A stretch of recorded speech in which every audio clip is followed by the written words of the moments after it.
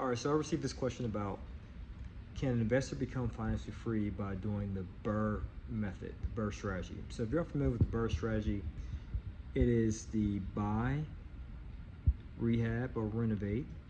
After the rehab is done, then you rent the property out, let's say to a tenant. Then after you rent it out, you refinance out of your financing that you use to acquire the distressed property. Typically that's hard money. And then after you're done with the refinance, you repeat. So that's the BRRRR method, right? Now, just to answer the question, you can become financially free using the BRRRR method, but it could take some time. So if you're that person in which you want to become financially free yesterday, right? You want to expedite that process, I do have a better strategy for you. All right, so let me explain. So the better strategy I have for you is the buy and hold method in regard to yield plays. What is a yield play? A yield play is when you buy a property that will yield you cash flow day one of closing. Meaning as soon as you close, you're collecting rent checks, right? But with the BRRRR strategy, you may not. So let's break down how the buy and hold yield play method trumps the BRRRR value play method. What's the value play? Value play is a real estate strategy in which you will eventually get paid off the cash flow from the property, I should say, only after you create value. And how do you create that value? Through the renovations, right? But typically day one of closing, you don't. So let's break down the difference between the BRRRR method and the buy and hold method to see how the buy and hold method may trump the BRRRR method. So let's take a look at the first letter of the BRRRR method, which is the B, buy. As I just stated, so I'll repeat it again.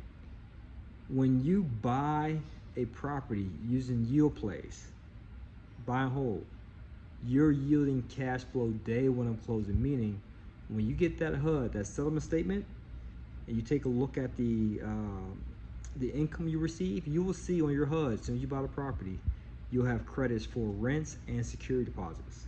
So when you see those rent credits, some of you investors know what I'm talking about, right? When you buy the property, depending on what day of the month you buy, you get the prorated rents. So that signifies getting cash flow or rents day one of closing.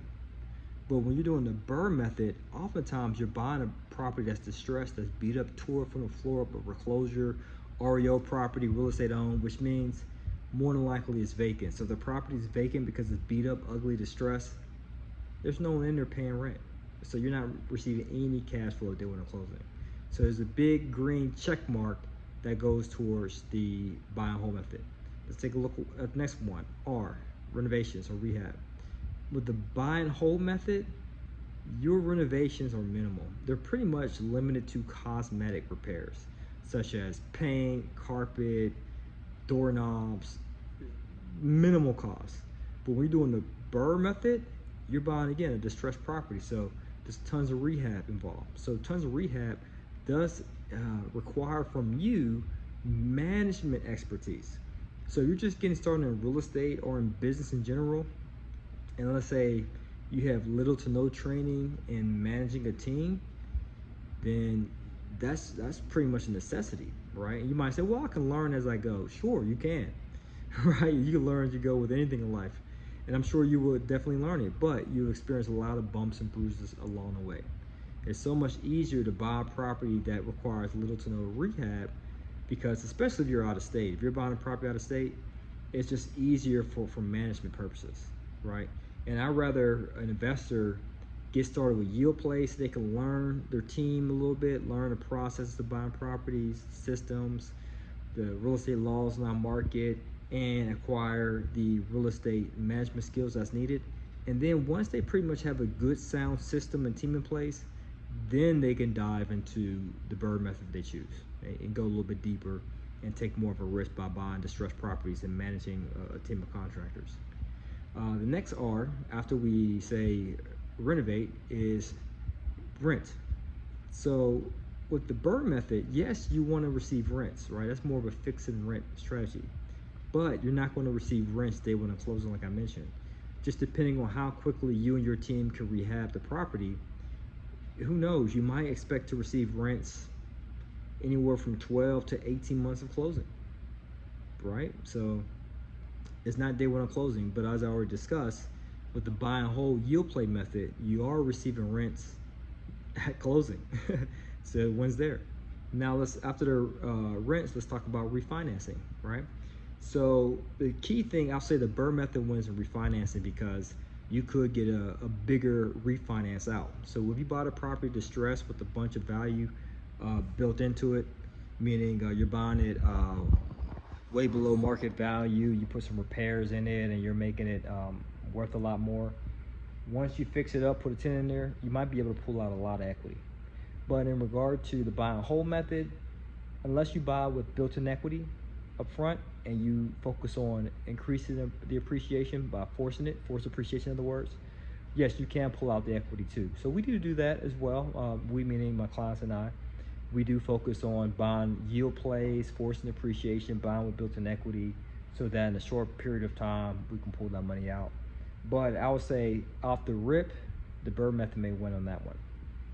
All right, now the last R, after we rent out and then refinance, the last R is the repeat.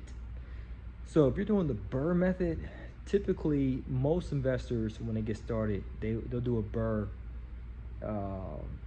once a year or once every 18 months until they get their team systems in place, they get into a groove. And then at that point, they can accelerate the process and do deals simultaneously. But typically with my clients, when they're doing the buy and hold yield play method, they can do deals simultaneously.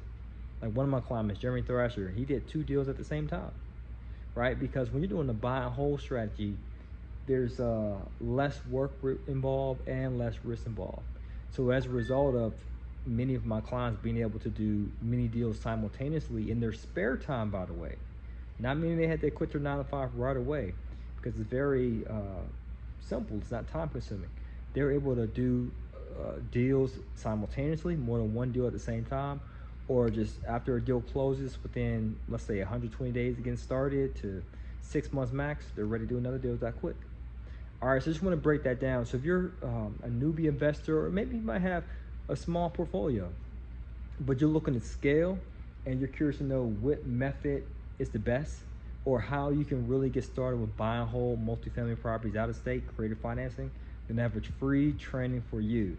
Just check the link below to learn more. As always, it's to your success. Continue to earn passive, live passionately. Peace.